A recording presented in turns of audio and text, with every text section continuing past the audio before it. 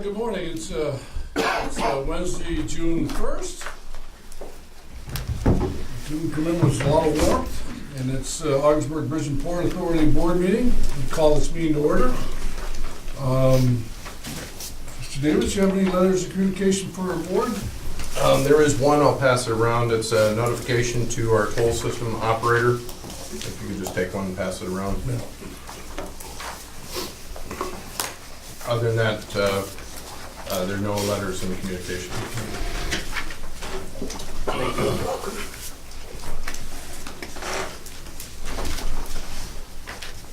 Approval of board minutes? We don't have any at this time. Okay, thank you for that. Quick procedural note regarding the official board minutes.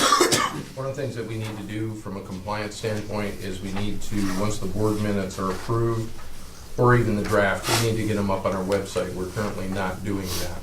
And that was recently brought to my attention, and that needs to be corrected through a combination of management staff and our IT, outside IT. So when this meeting goes to the website, how long is that process, the video aspect of it? Well, the video in the grand scheme of things means nothing. That's not the official No. record. But the official record, when we need to close the link between when the official board minutes are approved and when they're up on the website. And that is not occurring on a timely basis. So obviously the video aspect would be first. You could see that, but... Yeah, the video is up there generally within a matter of a couple of days. Couple of days. Of the meeting. But we need to make sure that our official records are up to speed too. Wait, what's the recommended time, do you think? We need to develop a procedure for that because we've noticed that they were like 6 months out of date the last time it was brought to my attention. Oh, that much? So, yeah, so it's something that we need to look at and correct. Okay, okay. Sorry for the side trip there, but I just wanted to bring that to your attention. Well, it's all important. It's all important. Comments from this presentations? We do have a presentation this morning. I guess we'll turn it over to you from here. Okay. We have McFarland Johnson here for an open session presentation this morning on the status of the airport project. Turn it over to Jeff Wood and Bill Purvis from McFarland. I'll go first, thank you. There is a board over here that just has some quick photos of the construction and where it stands. Just to give you a quick overview of where we are, I'll start with the Maybe we should, excuse me, Bill. Yep. I know for the video portion, would that be the cameras that see that? The camera won't pick it up. It won't pick it up? We'll pick up people, but Okay. Okay. Well, explain it the best words you got. I'm looking at them. I'm pointing different directions. Okay. I'll try and describe it in words. Okay, what thank you're you. seeing up there on the board. In the lower right-hand corner there, you've got, and these are all kind of aerial photos of the current status of construction within a week or two. The Route 68 piece, as far as the relocation, a majority of the paving is done. We still have the tie-ins and stuff to do. Some of that is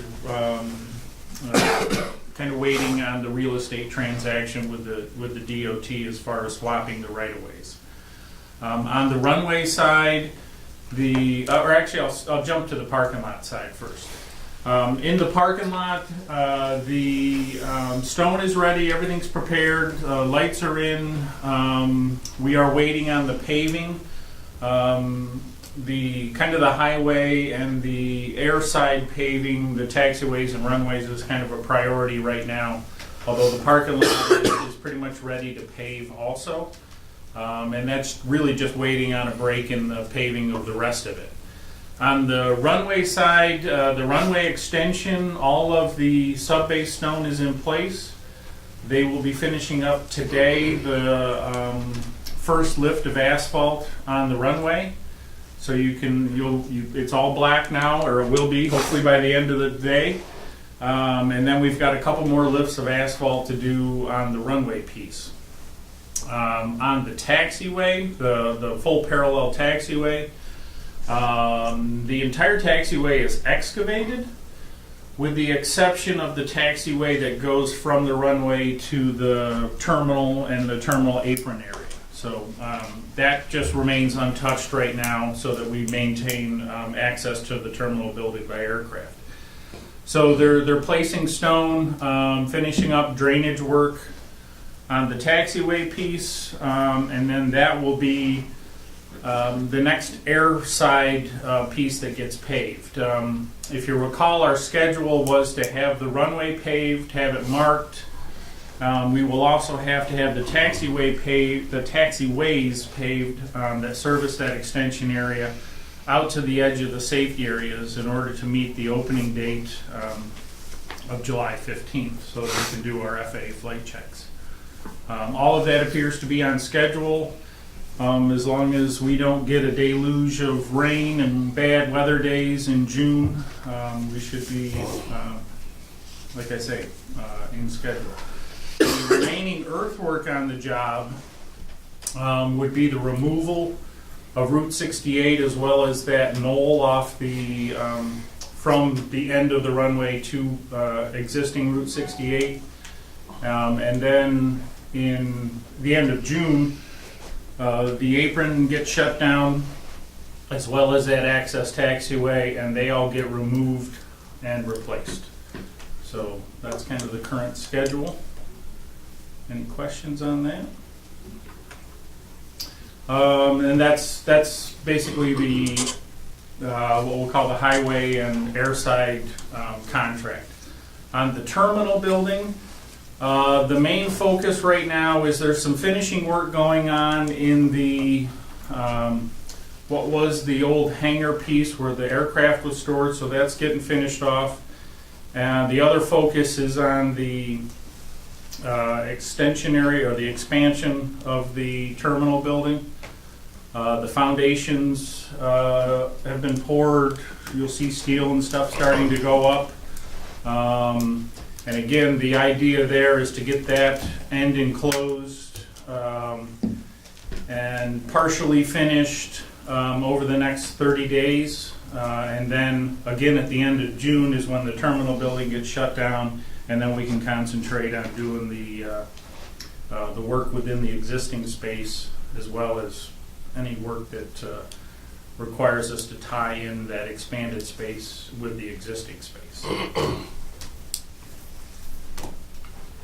Any questions there? I got a question the other day on Cape Air service being shut down, whatever, and so how will the customer know precisely that service is to begin again? I mean, what I'm saying is 2 weeks out and we realize, well, the date that we had, we need another week, whatever it is, so how will that play out? We've been in close communication throughout the planning process with Cape Air. They know the dates that we've got in our schedule currently. We've also invited them to come on site, and they are invited to all of our weekly progress meetings so that they can get any notification as early as possible if there's any delay in those schedules. I would also add to that John Morrison and myself have had 2 conversations now with Cape Air about how to restart the service, one that's restarting, and how to help promote that, because every passenger is critical to us. Absolutely. And we have kind of staged things such that we're open, or the runway itself is open, the night before they have to start service, so they can stage an aircraft here, they can get back in, they can get things started up. The terminal will be essentially ready, and they can start moving in a couple weeks beforehand too. So. Bill, when I look at the taxiway in the far end as it makes the left-hand turn, how far is that corner from the highway? The left-hand turn. Right-hand turn, I'm sorry, right here. You're still several hundred feet out there. Yeah, we've got a full, if you look at scale-wise, you've got a full 1,000 feet between the end of the runway and the highway piece. The thing that I was thinking on top of my head when I was looking at that, and then the bend, is, you know, when you make that turn, there's a jet blast there. What kind of procedures are we there so we don't have to throw stones and stuff, go in the air and stuff?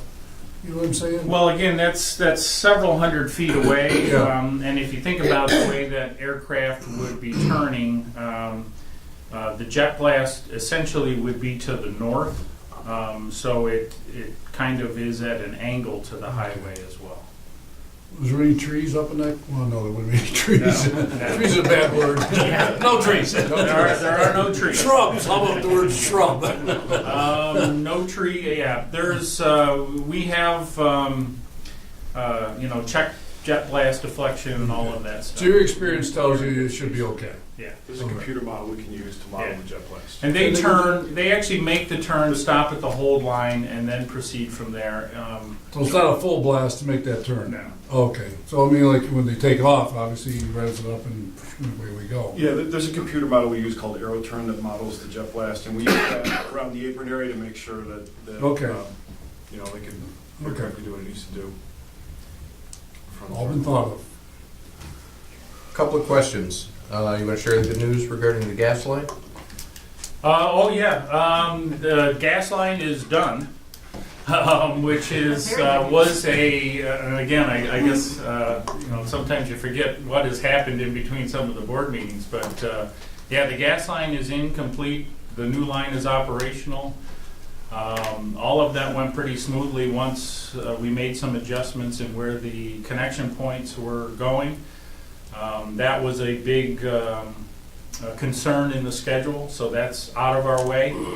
And once we kind of get that right-of-way issue taken care of with existing Route 68, then we can we can have at the full earthwork that's left in there. And as you can see, the contractor is, he's well-equipped to move a lot of dirt in a short period of time. So I think between that and the apron coming up, we'll have that, I think, well in hand too by the time we reopen everything in the end of August there. Taking up old 68, will you be taking the debris and stuff away? You won't be putting the old roadway, stockpiling that in? It'll be milled. It'll We be milled? actually- A couple yeah. levels, I think, not all of it, but they'll get it down to a certain level. And Okay, that, we're gonna use those millings for access road on the airport. okay. So you'll see, there's a pile out there now, and they're just stockpiling that for later, but that's what their intention is. Okay. And then whatever is left, they'll dig that out and probably lose that in the spoil area. Okay, Is that access the southern part? It'll be for our access it'll be on the perimeter by the fence That's lines. down the southern. Yeah, so. I was thinking reverse north-south, but it's really. Yeah, probably the majority will be on the north side, and then we'll see what we've got for, on the east side. Okay, that's We've east got side. some wetlands issues on the south side that we can maybe work around. Okay. That's kind of what our intent is. Okay. where you turn on we were just talking about coming off the taxiway, up into the runway. There's a big berm behind them houses there. Is that gonna stay there? Yes. All right, number one. Number two, is the drainage gonna be good to get it away from there? I don't want that stuff. Another year, we got them homeowners coming to us and saying, we got all kinds of water in our backyards and stuff like that because of that. Are we okay with that? When those spoil areas were laid out, they were laid out so that we did not or drainage could get around the spoil areas, so we did give them grading plans. And Did develop the grading. top of it will probably sheet toward the southeast. So the area you're talking about right there, we'll Okay. make sure that All right. rain doesn't go that way and add to that area.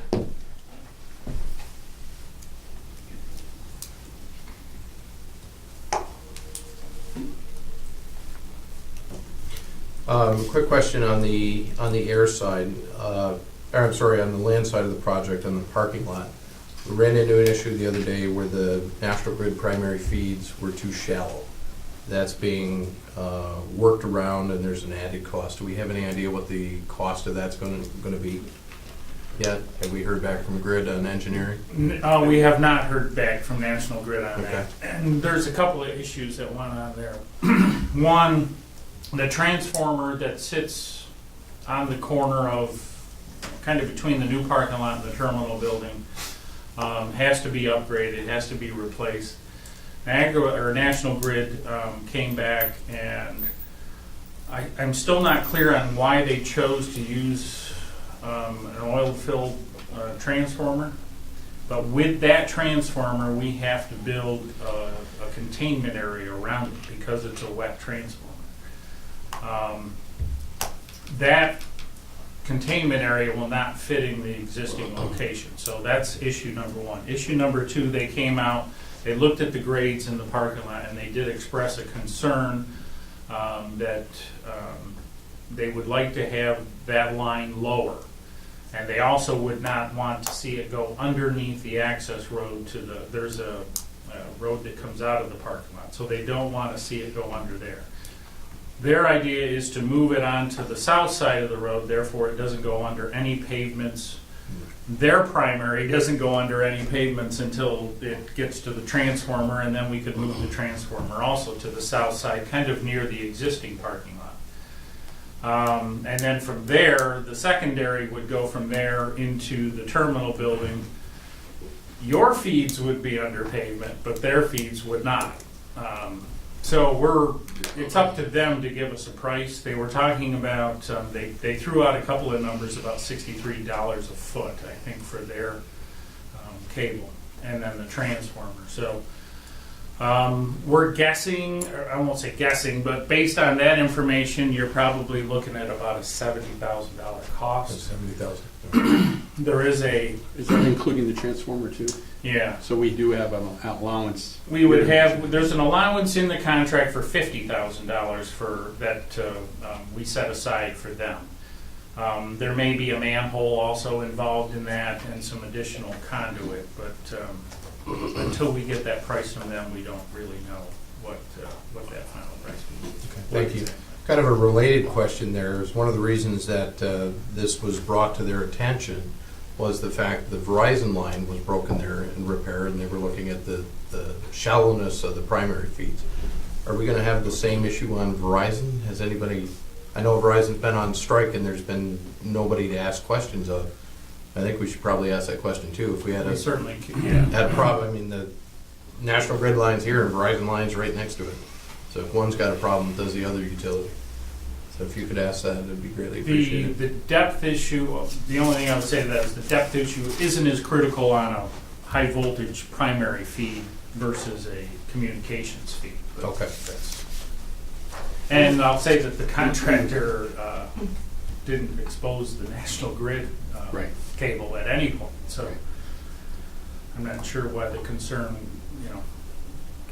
but if it's a concern to them, it's a concern to us, and we have to address it. Absolutely.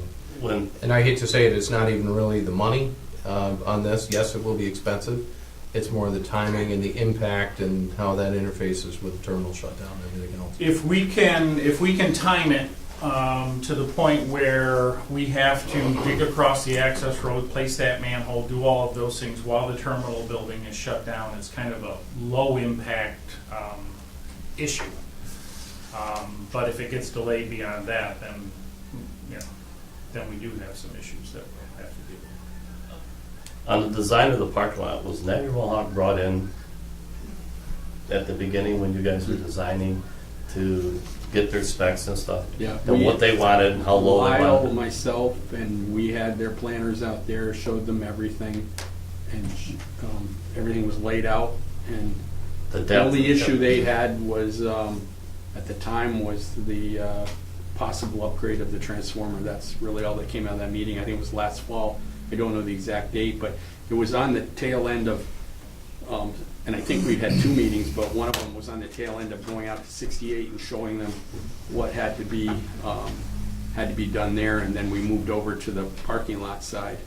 And actually that, as compared to the difficulties we had on the 68 side, there was no real concern brought up, especially about the depth of that. The line was all laid out and the parking lot, some of that was laid out. But the main thing I remember from that was the discussion of the transformer. But they had their planners out there for that, so. But then all of a sudden, they say it's not well enough. Doug, that goes hand in hand with those utilities all the time. Unfortunately, you'll get a different person coming out, and they see something that the others didn't see, and then what happens when they ask a question that's marginal to everybody? Nobody will say, "I'm fine with that. Go just like it is."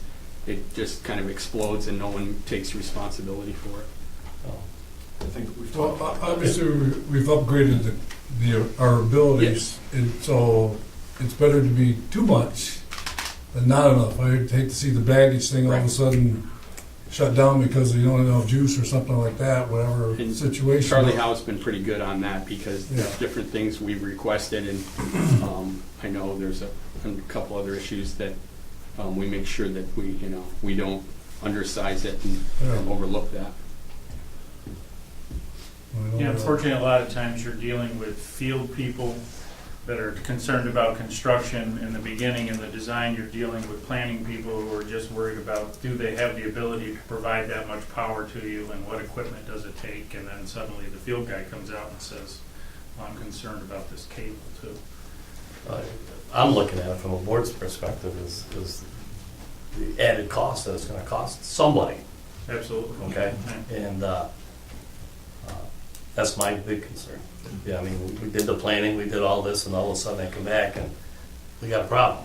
Now it's gonna cost us X amount of dollars. And usually those utilities know you have an allowance in there, and they might not know the number, but they know that you put something aside, and generally it's never enough because they put all their billings and things together on the work, and sometimes you just think, well, if we had access and were able to do that work, we could do it a lot cheaper than they could, but that's just the way that the utilities work. I would say overall, if you look at our dealings with National Grid, both on the Route 68 piece and that piece, with the allowances that we did provide in there, and we do talk to them about, how much do we need to put in here. With National Grid, we're actually coming out ahead because we were well below the allowance on the Route 68 piece. I was just gonna make that point, they were very, I guess the word fair, or whatever you wanna say, or within reason of Outland Yeah. 68, And they did their work And once they very got quickly going- and got out of there. Once they got going, we're real impressed with their field guys. Yeah, We're way ahead of what I expected. So that'll be the key here too, is once they get going, I think that it can be done very quickly, but it's that getting to that point is the issue. well, I think like what Doug was saying, it just seems to me is, here we go, more, and more, and it's like, it gets, when does the bleeding stop here or whatever, but obviously the dynamics of projects, this is what you run into. Not that we like it, but, so. And with the other utility, with the Verizon strike being settled, that will help get the line out of the way on the. Well, that was interesting this morning because my neighbor works for Verizon and there was I don't know what to call it, a construction truck or whatever they call it, pole truck or whatever it is, and he was going on the truck, so I don't know, maybe something's changed here, or something that I don't know of, so. He was watching it when I was back. See what they're You didn't have to tell that part. Yeah, Verizon. He's getting ready to work then, I don't know, maybe there's something that we don't know Well, about. Verizon strike's over. It's over. been Yeah. settled and they're back to work starting Wednesday today. Oh, okay, there you have it, all right. See, that was a good report, I do know something changed. All right. So we're still on track as of right now for the flight check. Yes, for the flight check, and Jeff can talk a little bit about the development of the approach stuff with the FAA currently, so. Perfect, thank you. So I guess now that we've got the construction kind of well in hand and on schedule through the spring and the summer, the thing that keeps me awake at night about this project is getting that approach published. Again, there's a September 15th deadline to get the approach published so that the airline can come in here there's a very complicated sequence of events that needs to happen to make that happen. First thing is we got to get the construction done, then it's got to be flight checked, there's got to be an as-built survey of where the runway end is so that they can validate that the approach is correct. And then after all that's done, it gets published. So we are on a tight time frame to make that all happen. Some of the steps we don't control. We don't control when the FAA comes in and flies it. We believe it'll happen on schedule, and there's things, if the approach is written in Oklahoma City, that's another FAA process that we don't have a lot of control over, but Zach's staff in our office has been working that like a hound dog, and as of this morning, we still believe everything's on track for September 15th publication. We were very happy about a week and a half ago. They finally changed it within their database. They've been talking behind the scenes that we're on track for September 15th. It's now out on the web that that's the planned publication date. That said, there's still a lot that could happen. So we're watching it very, very carefully. But having a landable surface in place here in the next couple of days is a huge milestone that needs to be accomplished before we can take any next steps. So Jeff, one of the questions that, I think we're all asking of Kirsten in regard is the Allegiant's official announced date that, tickets, whatever want to be. Is there a way to really predict at the end of this month, this is June, that something that is in place to say, to assure them that we are going to meet that guideline date for October 5th. I mean, is there something you look at and you say, okay, I can see the growth here, we're at where we're at, I know we can meet the demands or the deadline date for air service. Because if I'm the air service provider, I'm going, well, what I see doesn't really make sense to me because maybe they never saw a project in this regards because they walk in and use everything that's done. So what is the assurance and things that you see that we will be looking at to say absolutely sure that, we'll just say the date is July 1st or whatever those dates are at the end of this month, that to say to them, yes, we are going to be there. What would you recognize and what would you sell them to say this is what we have and this is the timetable for what things are going to happen? Well, I think we've been sending them these pictures.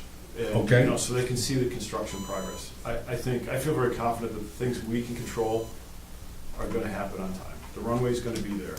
The airfield is going to be there. The terminal is going to be there. The things we don't control are the things I worry about, and that's namely the publication of the approach. There's a lot of things we're looking at, though, and I think as long as we continue to show good progress, both on the things the authority needs to do and on construction, then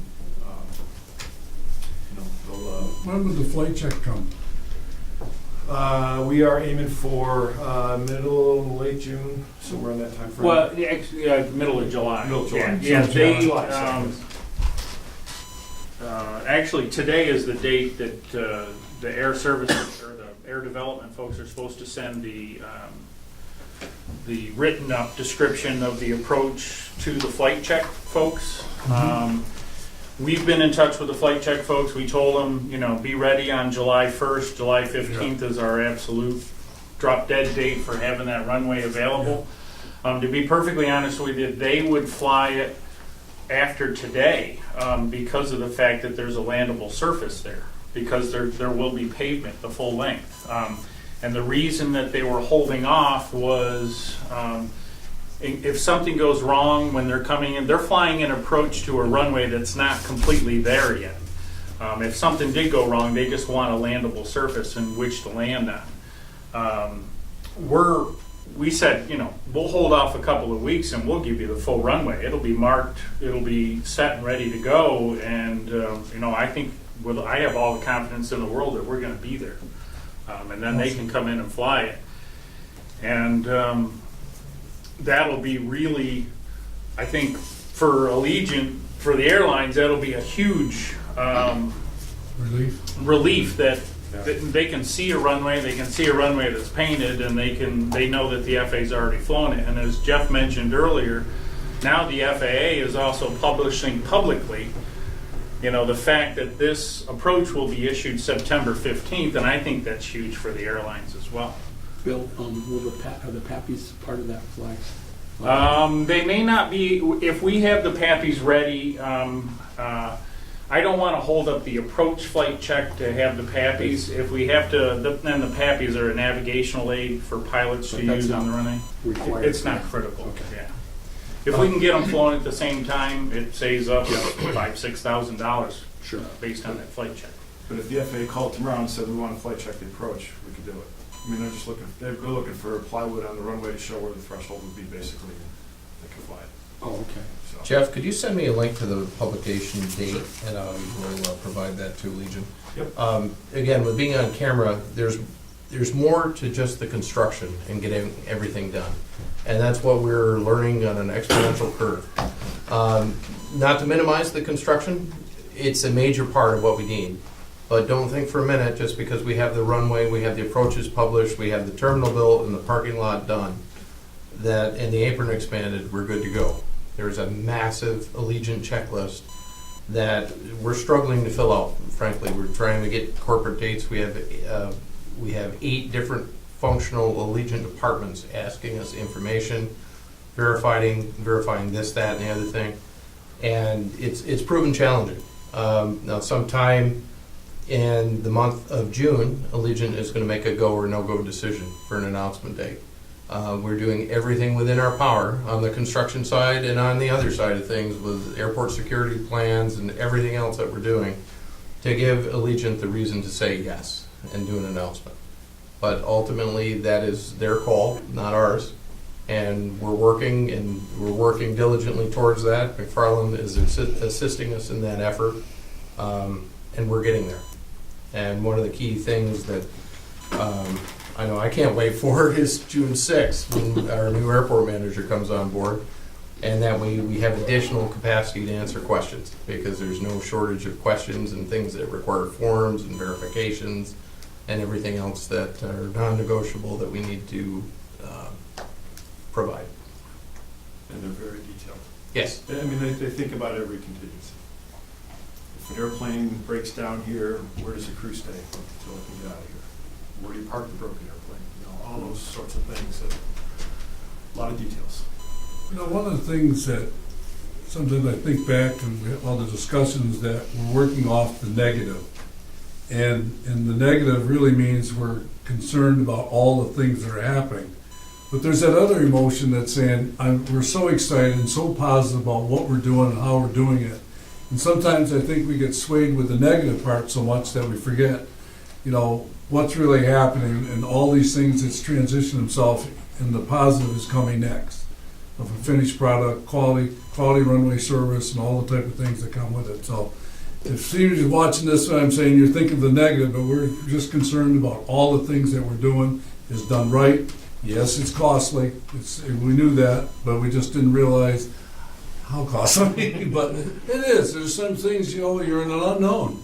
And the final product is we're going to have a fantastic airport and runway system that is, it's good for a long, long time. Yes, Cam? I totally agree with you. The old adage, if it was easy, everybody would do it, right? Right. Right? And it hasn't been easy, and we're just continuing, to go over hurdles. But we'll get there. I mean, we're doing a great job, and we'll get there. I'm proud of everybody's effort and working together to try to squeeze a project of this size and scope into the time frame that we've done it. So I appreciate what you guys have done too going forward. So we'll get there. And the greater economic community is very excited about this project. There's development conversations going on right now in the larger community that we're aware of. We're working on development opportunities for the airport as well. And this is, as somebody around the table stated, this is a big deal. Well, you know what?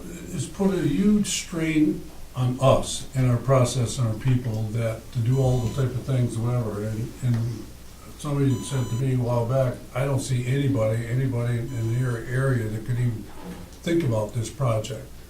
Obviously we're the site of choice, and it was really great that, we are the site of choice, but having the ability to tackle this tremendous project is taking its toll on us. It's taking its toll on us, and it's a huge strain, you know, and you know, in a lot of different ways. But although this gentleman's commenting, we'll get through this. We'll get through this, and you know, so I mean, so staying positive is a key component of all this, and you know, so we're starting to see how's that lap the race here? We haven't seen the home stretch yet, but we're on the back stretch, and you know, and that's where we're at. So Wade mentioned one of the checklists. There's a lot of huge checklists right now. We're checking off a lot of things as we go here, Right. but yeah.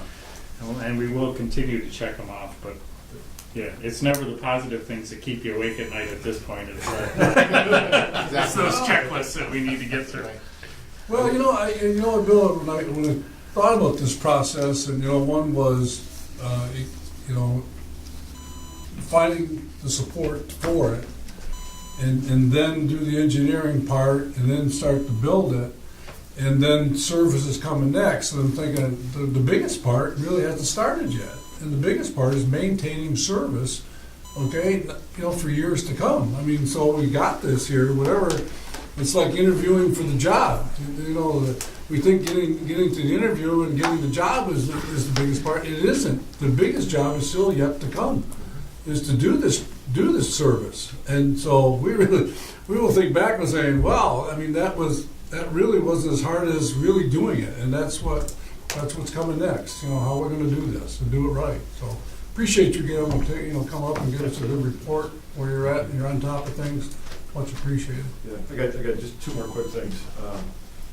On the passenger facility charge program, we did get approval from the FAA for you to increase the passenger facility charge to $450 beginning July 1st. So that's good news. And then the amendment of the PFCs that kind of does some of the backup stuff will be submitted probably next week. So things are in place. The main thing though was to get the PFC increased to $450. So we want to make sure that happened on time.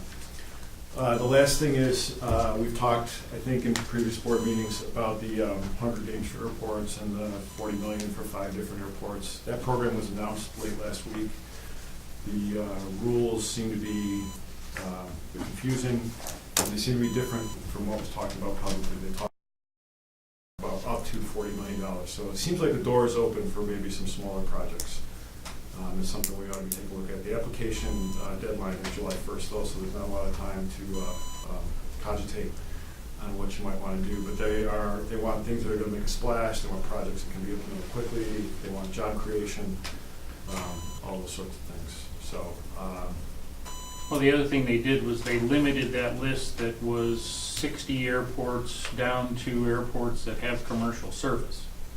So if you take those across New York State, and really all the downstate airports are eliminated from that. I think largely due to the fact that they're spending a ton of money at LaGuardia and JFK right now. So that kind of limits your competition as well. We're trying to get some clarity on the rules, but obviously we'll pass all of that along as quickly as we can. DOT stated desire is to issue a small number of large grants, so I think that they're going to be looking for big projects, but I think you know, a good project could certainly get their attention. So that's something we want to be talking about in the immediate near term. Well, I think it's fair to note, and our connections with people that Wade has met and talked to, whatever, is nationally we have a huge story to tell here. And it's not there yet, but you know, there's a lot to be said in how politicians and all sorts of communities and resources and people, that little small town, okay, with a vision and people with support behind you, say, how'd you do this? I mean, so there's a huge story to tell, and these pictures that you have and all these things, whatever, when it's all said and done, I think it's the American dream. I think it's the American dream for a little small community and the Port Authority here at a smaller scale than most places. And you gentlemen, you know, your firm stepped up to, you know, get involved in this, whatever. I think we're going to have to tell a huge story when it's all said and done here. And I think our state government and the governor, okay, he wants to be part of this. I mean, he understands that vision that we want to grow and we want to do things and have job creation, things, whatever. And you know what? It's also that to get rid of the apathy and bring on the energy. And that's what we need to do here. And it's like, get rid of that old naysayer that we've dealt with in the North Country. I don't, not all the time, but we have great people who do great things here. It's just, now it's time to showcase ourselves. Mona, you want to say something? Just to jump off what you said, I've had clients and other people in the community say it's the first time that they've really had hope for this area. And they just, I mean, I think a lot of people now, when they, like you said, when they see it, it really gives you such a positive feeling that other things are going to come forth because of it. So, yeah, I think it's a great The thing. last turbine project we had, I mean, it's like people saw the, going into the port and saw things coming in by rail, going by ship, it's like you feel energy. So we provide a lot here. This agency does a lot. So, I was having dinner last night, and there was a large family group doing a birthday celebration, and they were talking about planning a trip to Florida coming up, and I was on the Allegiant website, and I didn't see Ogdensburg yet, but, it's coming. it's coming. So, people are ready, definitely ready, so. Thanks, Jeff. Thank you, Jeff. Thank you, Bill. Anything else, Absolutely. Jeff? Thank you. Thanks, gentlemen.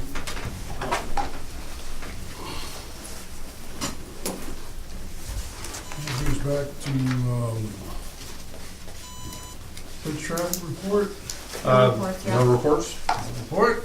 Sorry, 8:30 on the 1st, I mean, we're pretty good, but we're not quite that good. Okay.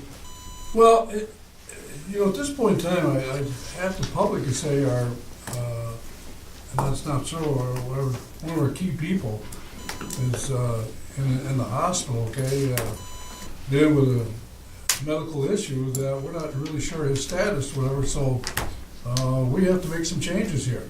And obviously, we start to realize when you lose somebody, a key component, how you pick up the pieces and where you go from there, I don't know. I mean, we wish him back in speedy recovery and then whatever, it's not really gonna be a long-term thing, whatever, but we just all of a sudden realize things change here. The dynamics change, and so Karen is gonna, step up to the plate until find out where Mr. Morrow is and how he's gonna proceed medically with his situation. We obviously hope it's not nothing serious, but time will tell. Time will tell when he goes through his whatever procedures he has to deal with. So, credit card, any of those other reports, we can see any vision what you see in the numbers, preliminary numbers. Are we up, down, stable? Anything? For Anything you got there? What do you got? Let me look at my crystal ball. No, I mean, I don't, Okay. but Okay. let me tell you that things seemed to go very smoothly last week with the audit. Oh, that's good So news. we, here in the next couple of weeks, we'll have everything closed up. So we'll see where we ended last year and Okay. be able to see where we are for this year, so. Clearly understanding, and appreciate all the hard work that you folks did on the audit. I know there's a lot of things that have to be done in a certain way. I know people come in and work extra time, on weekends and stuff. We don't really want our employees to do that, but it tells me heart and soul that when you have a job to get done, you step up and do what you gotta do. So that's appreciated also. Just a quick word of caution there. It's not technically done yet. There are some things Right. that we still need to provide, and there's some Yeah. lists I have to go over with you Oh, from the meeting last week, but, I just heard the same from Fred, so. okay. Okay. Mr. Chairman? Yes, sir. I guess because of the health issues with Mr. Morrow, is there anything that you feel or any guidance that we should give Mr. Davis or we all, because obviously it's a critical position, and anytime when you're dealing with health issues, and we haven't got a time frame on what his status is going to be, because as we've just seen, we have so many critical things going on. Mr. Morrow is a part of. I'm sure Mr. Davis has a contingency plan and established and ready to go, but do you feel there's any guidance you want to give him or anything anybody would like to say, or Wade, you'd like to say around that? Sure. Yeah. Let me speak to the contingency plan. Mr. Morrow is a valued member of this team and will continue to be a valued member of this team.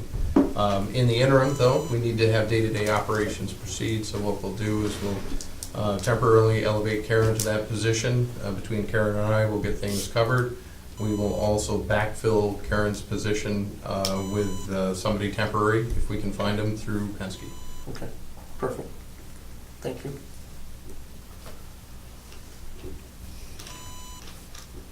Anything else? When we're looking for temporary help like that, is that the only place we look is Paskey? It's usually the fastest. It's not the only place we look, but it's typically the fastest. Say, don't think, wait, they do pretty good screening for you to, you know, They do. you get, They do. you know, opposed to us being a hit or miss, they're pretty good screening like Bob is. Save a lot of time in the process.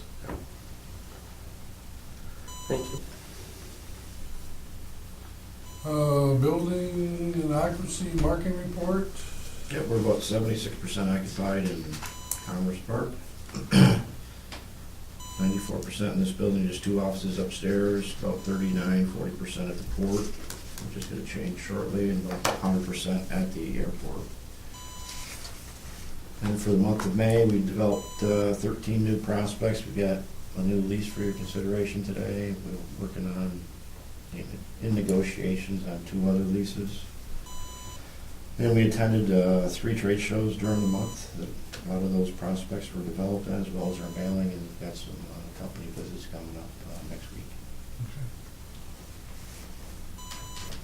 Steve, is all the port, is all the products out of that buildings now? No. There's still some. We've got probably, let's see, 3,500 tons of urea left, and then probably 75% of the potash is, but that's moving quicker because it ties in with, I don't know enough about farming, but I think the potash goes on early for cornfields and things like that, so we've seen that demand pick up. And then what had happened, I think with weather, urea, we filled all the storage areas over in Canada, and the farmers were just holding back on using that. So what we found now is they're starting to use that, so they're replenishing that. Not at the rate they did to begin with, but I imagine we'll have a good part of that gone by third week of June, I think. And then the potash, same thing, I think, with that. But it's been a pretty smooth operation with that. Any anticipation of future ships coming in with that? I think they're going to see how everything shakes out and probably get feedback from everybody. Okay. And just kind of evaluate that whole process. I haven't had any indication either way, really, and I think everybody's been busy with other things to really look at that. But Okay. I've heard, Thanks. yeah. Word is starting to expand in Canada regarding our Canadian trucks at Canadian weights going across the bridge. As part of that project, that's another good thing that's come out of there. You see a lot more visible activity in our line out here as well. Good. And John, I appreciated the email update on the progress report. I think that's very helpful. One thing I forgot, if you remember when I started the meetings, I was supposed to ask somebody for a positive feeling, and I'm thinking here, I'm going, I looked down at Steve, I said, wait a minute, he pointed me the last time, and so a positive thing, whatever, so I get to pick this one, and I'm gonna go to John Morrison. John, throw in something positive, what's happened in your experiences, just, what's happened in the last month or so, or less. I've started to meet with some other folks, whether they're developers, some chambers of commerce regarding the airport expansion, and looking at trying to create ambassadors, so to speak, for our project and get awareness out there. There's surprisingly people that aren't traveling on the Canton Road. There's still a lot of doubt as to whether it was even happening, believe it or not. So, I'm going to be speaking to a group down in Alex Bay in early June. I spoke with the Chamber of Commerce and at the county level. I believe we're going to be in one of the business in the spotlights here in the next couple months. So it's happening. It's here. It's a great time to get the word out. And when I talk with people, it's just great to see that the enthusiasm I think that's in this room is shared by other people in the community. And when they hear about some of the things that we hopefully will have planned and things that this airport can do for the region, it's very exciting to people. So I think that's right now that's certainly very encouraging. Well, thank you for that. Thank you. Facilities committee, nothing there. Mr. Chairman? Yes, sir. Just around that, I think that's great that you guys are doing that, John. I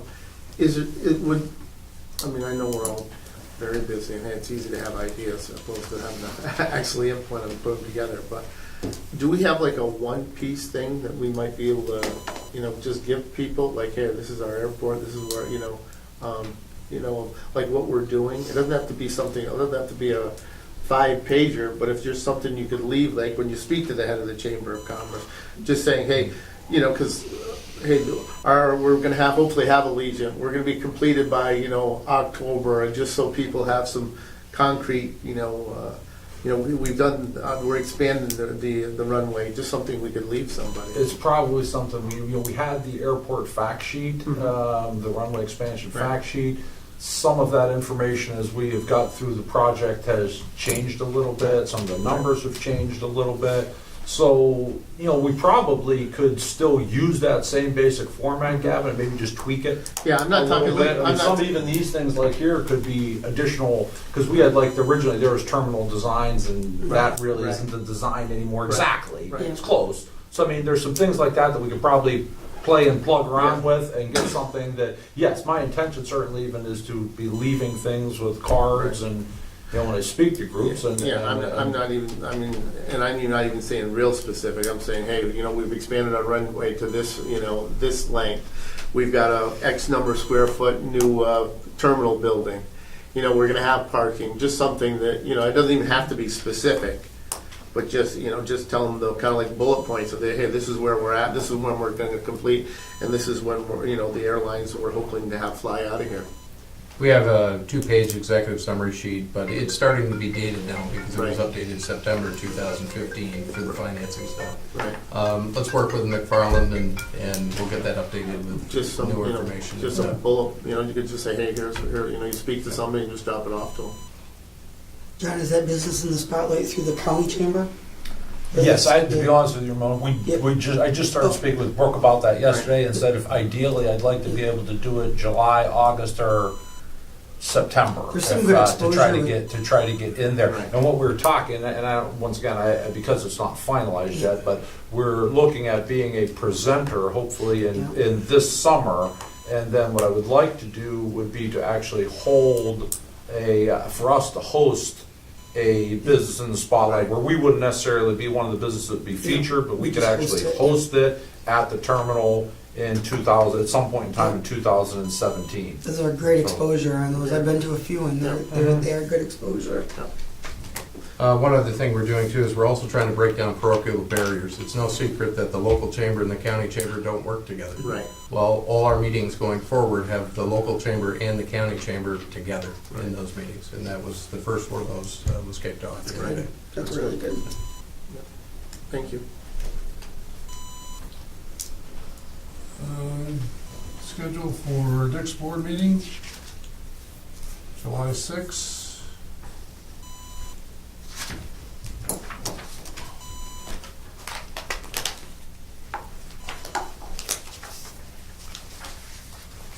You would like a morning meeting? Okay. It's fine. July 6th, okay, so we'll go July 6th. Everybody can make it? Perfect. Wade, I'll let you take into the business item for us. Okay, that brings us over to the general business items. Agenda item A1 is a supplement with Dan Dodge at the rates, terms, and conditions you see before you for space here in the Bridge Administration Building. It's been with us quite a while, hasn't it? Yes. I'll move that. I'll second. Any further questions, comments? Clerk, call the roll. Ms. Green? Yes. Mr. Reagan? Yes. Mr. Lemasters? Yes, Mr. Walter? Yes. thank you. Agenda item B1 is approval of transfer and storage agreement with Frederick Proven for hangar space at the airport at the rate of $200 per month, period July 1 through June 30th, 2017. And you can see where he is on the corresponding page. They're all taken, aren't they? I got one. Which one taken? Yeah, 7. Oh. I thought Do they we were have 10 in this? I thought they were Joe vacant. Yeah, I know, 7 is not vacant. That's just a little outdated. 6 will become vacant July 31, and I already have someone move into it. Where are we, I mean, at one time we talked about, and we kind of took that thought away because we didn't have tenants, whatever. Is there a growing need out there again? And will that growing need happen with, air service here, whatever? Does that change anything? Do you think there's a need for more hangar space? I know Messina did. I would expect that with the expansion project and all the activity that there will be, but certainly the new airport manager will have a good handle on that, and we can share what we've got for Okay. information. But I would expect there'd be increased demand. I think you can accommodate a different class of aircraft too, with the additional length on the runway, you're kind of opening yourselves up to, people look at it differently, but, since you've got that kind of length, your safety factors come in differently, and suddenly somebody with a small corporate jet or something may look at you differently. I don't recall, I don't think we have anything in the ACIP, do we, in the future for placeholders? Not for hangars. It's tough, very different. You are not going to get that funded for Right, AIP, because but it generates revenue. Right, but the state funding sources, in addition to the Hunger Games money or whatever you want to call it, there is the traditional state funding, which is a good source of funding for things like fuel farms and hangars. I just was thinking about the economic development discussion you just had. Maybe that's a place to go. The state is a place to go to get some money going for something more significant, like a hotel or something like that on airport property. Those are things we should be looking at. Thank you.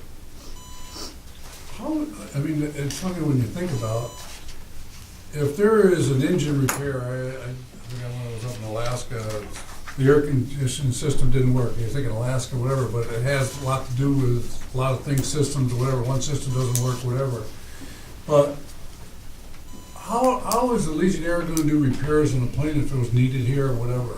I'm glad you asked. It might be easier to do it in Alaska. You need to have somebody who is A&P certified, airframe and power plant certified. And bottom line, we've been reaching out regionally and providing that information. The nearest one is Dexter. At this point, the Legion is having some conversations with Dexter. Okay. I'm also tracking down, there's one in Malone that I have not been able to locate yet. Saranac, too, I think. Or providing that information. What's that, Dan? I think Saranac as well. Yes. Yeah. Okay. Well, I'm just thinking, That's one of the things that's on their checklist that Wade was speaking about earlier. yeah, okay, well, we're all on the way now, okay. It's like that spaghetti sauce commercial, it's in there. It's in there. It's in there. Yeah. I'll move it. I'll second it. Clerk call the roll, please. Mr. Reagan? Yes. Mr. Lemaitre? Yes. Mr. Rocker? Yes. Ms. Green? Yes. Well, good job having them full, that's really good.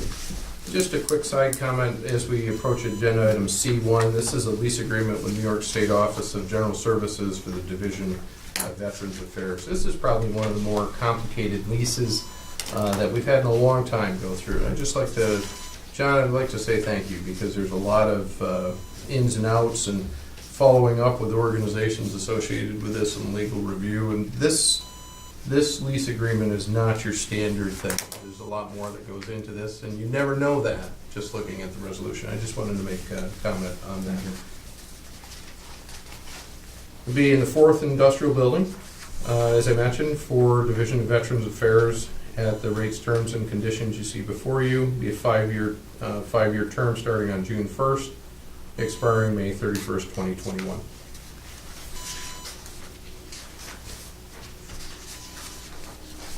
Well, I'd say one of the things that I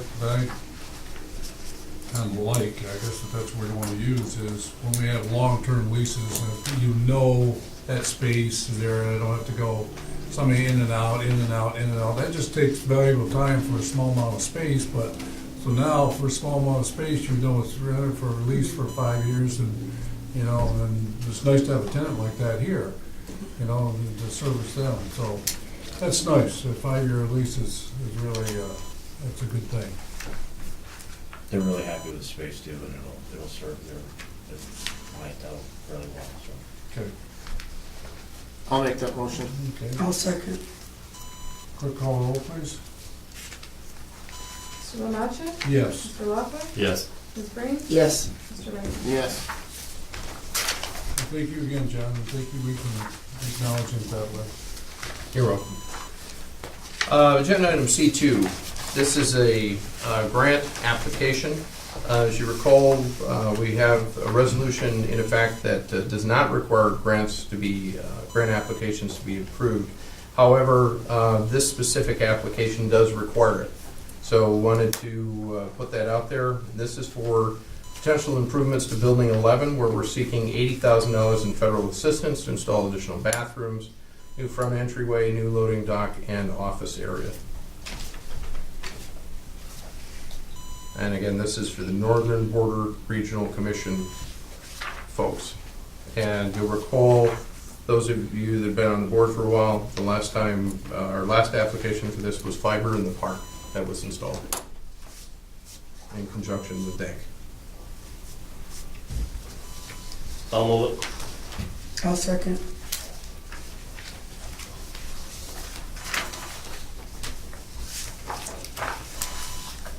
I got a question, I don't know what question on how I want to ask it.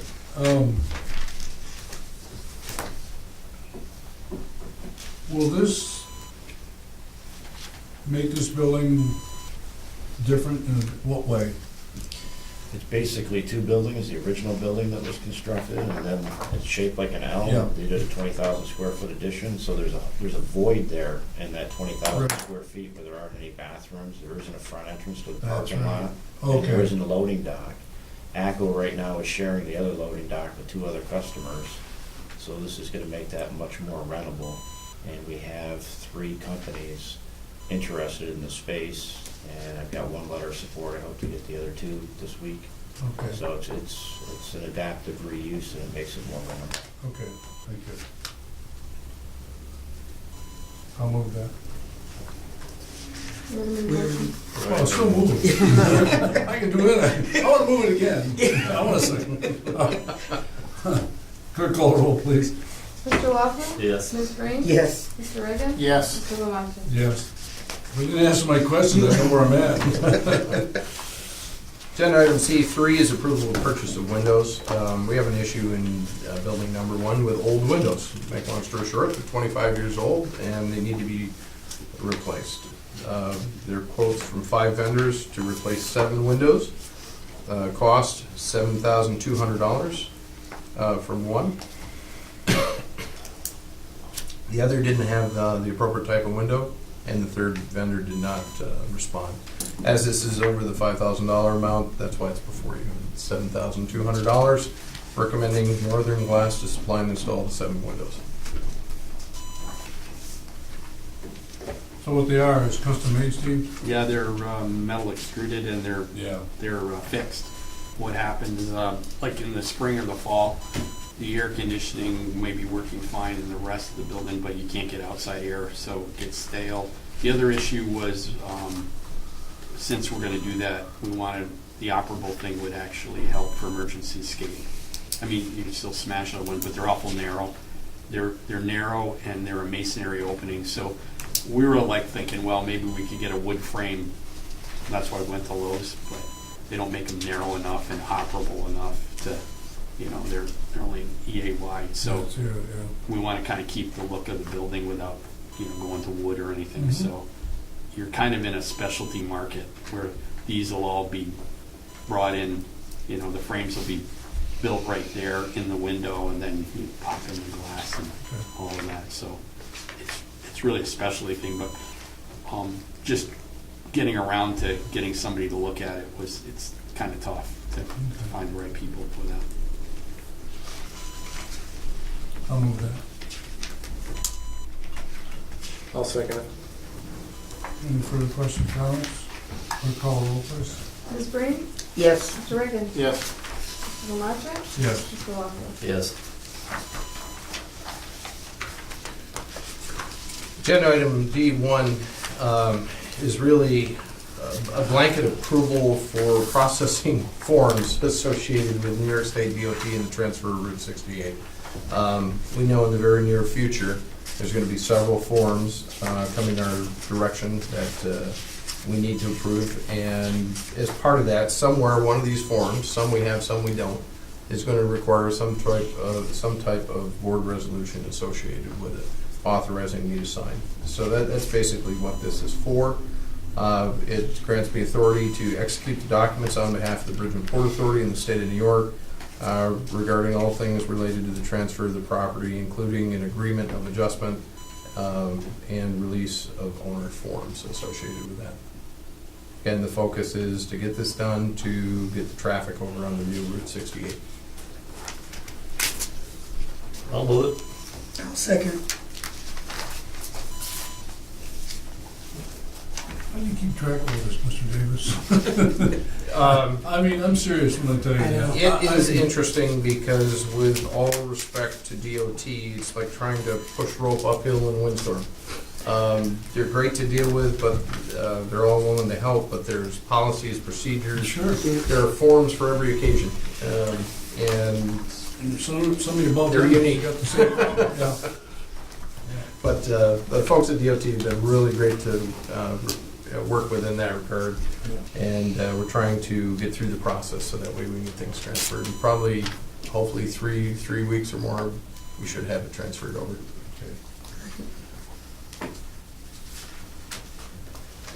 What do you call it, a learning curve? Learning curve is way, way up there. Clerk, call the roll, please. Mr. Reagan? Yes. Mr. Lamatra? Yes. Mr. Lockwood? Yes. Ms. Breen? Yes. Thanks, Ray. Thank you. Agenda item D2 is the sale of surplus property. We have somebody interested in the 1978 Lowe's Olympic John boat and the John Deere 465 lawn tractor. Based on the bids that were received, we're recommending approval to sell the John boat for $900 to Jeremy McGaw and Mike Beldock for the lawn tractor of $351.77. And everything is as is, where is. I'll make that motion. I'll second. These people work for us at all, Steve? That's Mike Baldock, not Beldock. Okay, He works for the city. okay. It's not, when I Not to first, say that No. they couldn't do that, but right, but no, when I first saw it was in handwriting. Tisha and I had to check that out because I kind of thinking along the same lines you did. So we made sure that yeah. the A was in there, not the E. Is it too late for me to bid anybody on this? Oh, that's awesome, okay. It's interesting you ask, because we still have a deal on a 2008 loader, a bucket truck, Unimog snow blower from 1983. You're hurting my negotiating pressure power. washer.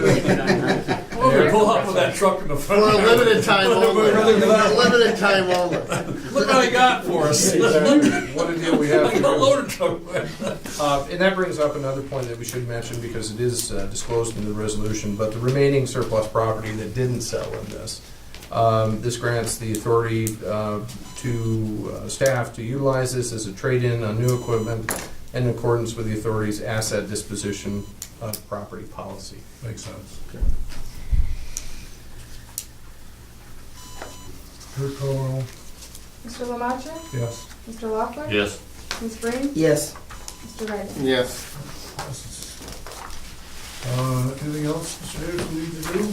That concludes regular business, Mr. Chairman. There is one thing that I could brief the board on briefly about the purchase of property in executive session, if there's desire to do so, or we can pick it up at the next meeting. I'd like to do Let's that. do it now. That's fine.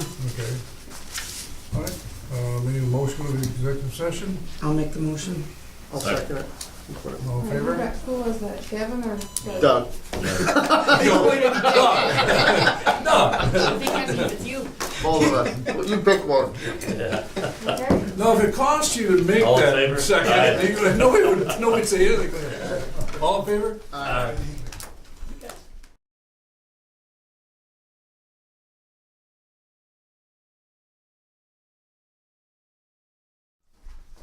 Let the record show, we've come out of executive session. It is 10:38. And we have any things concerned here? No action from the executive session. One thing I forgot to mention in general session is there will be a need for a special board meeting sometime after the 17th for the audit-related presentation. So we'll notify you as soon as we know. And we are making a presentation June 13th, is it, for the city? Yes, June 13th, myself and McFarland Johnson and whomever else would like to attend Ogdensburg City Council meeting. Awesome. Okay. Anything else? No. Okay, I'll make a motion to adjourn. okay, second? I'll second. Okay, all in favor? Aye. Listen, thank you, everybody, appreciate it, your time and efforts. Good. Appreciate it.